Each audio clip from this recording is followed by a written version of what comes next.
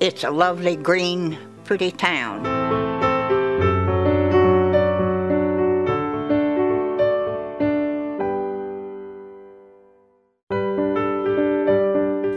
Situated in the beautiful Flint Hills, Beaumont, Kansas has a rich farming and ranching legacy. Settled after the Civil War, it soon became a focal point for the booming cattle trade. In 1885, the St. Louis and San Francisco Railroad, better known as the Frisco, established a rail line in Beaumont. That same year, a water tower was built, which still stands today and serves as a historic landmark now and an important water stop for the fledgling railroad. To support the rail service, a hotel was built to serve passengers and train crews. In more modern times, a unique Beaumont feature was constructed, a grass airstrip that offers flyers a chance to fly in and enjoy Midwestern cuisine at the Beaumont Hotel. Beaumont, which means beautiful mountain, has preserved much of its history and looks forward to an exciting future. This video is more than just historical dates and interesting facts. This is about the people who dwell in the Flint Hills, their lives and their values they maintain. These are the people that have formed the past and will shape the future of Beaumont, Kansas.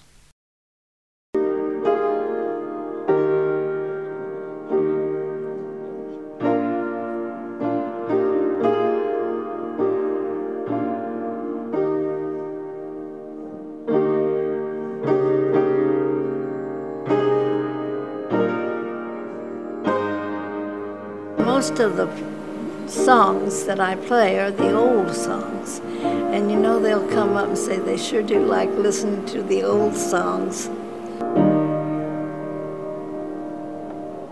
The one I remember the most is her granddad. And I wouldn't say he was a character, I would just say he loved Beaumont. Sure. And he promoted it. Family homesteaded here in 1877. They lived in a dugout for 2 years, and when they homesteaded this place, you had to live here for 3 years.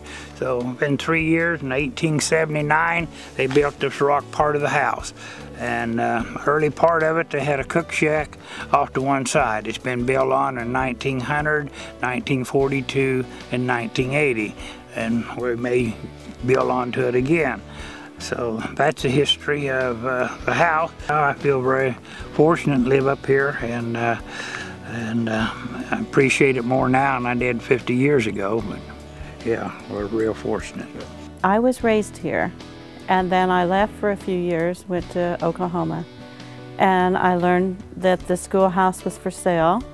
When they finished school here, my grandfather purchased the hotel, J.C. Squire, and donated it to the church for a community center. And the church felt like it was too far away from the church to adequately use it, and so they decided to sell it. So I came back, bought the school, and remodeled it into a home. I love the quietness, the Flint Hills, just to go ride, check cattle, just hunting, you know. I love it. My house is full of turkeys in the yard, and I get to watch. I'm back there by the airstrip, so I get to watch all the planes fly in, so it's kind of cool. And, it kind of takes you back to when everything was going on. I wish I was around a century earlier sometimes, so I'd seen the stockyards and been in that position. It was a different life than living, you know, in a city. And it was, well, you were close to everyone. It was a small area. When I was young, we had 2 churches in Beaumont, and everybody more or less worked together. You knew everybody, and there were generations after generations lived there. And it was just a nice place. We just got married and we had to have a place to live, so rent was cheap, and this is where we lived, and this is where the 2 children was born, and it was a nice town, except we didn't have no street lights. It's the darkest town you ever saw back then. But otherwise, there's a lot of, you know, we knew everybody. Hey, my family's been here 122 years, since 1888. And my great-grandfather homesteaded a 160 right where we are. Had a little stone cabin on the creek just 100 yards from where we are. That's my family's start here. He was orphaned in the Civil War and ran off when he was 11 years old, and he was a rags to riches fellow. My memories of Beaumont was a lot of fun through the child's eye. The folks never had to worry about us. When daylight came, and we would be out on the streets running, playing, fishing, hunting, doing a lot of good things that today's kids don't have with the computers and stuff. And the folks never worried about us.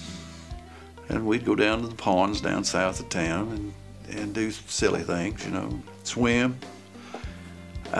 We would do things like when the roundhouse was here, we'd climb up on top of the roundhouse and reach over the edge of it, catch pigeons, things like that, you know. We'd climb up into the water tower and throw fish in there and things like that.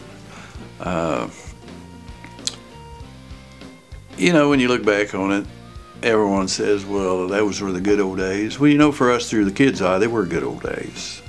But when you look at it through your folks' eyes, it probably wasn't all that good, because, you know, we had no running water. You had no heat other than wood or propane, maybe. So the thought, if you talk to my mother about the good old days, they really weren't the good old days.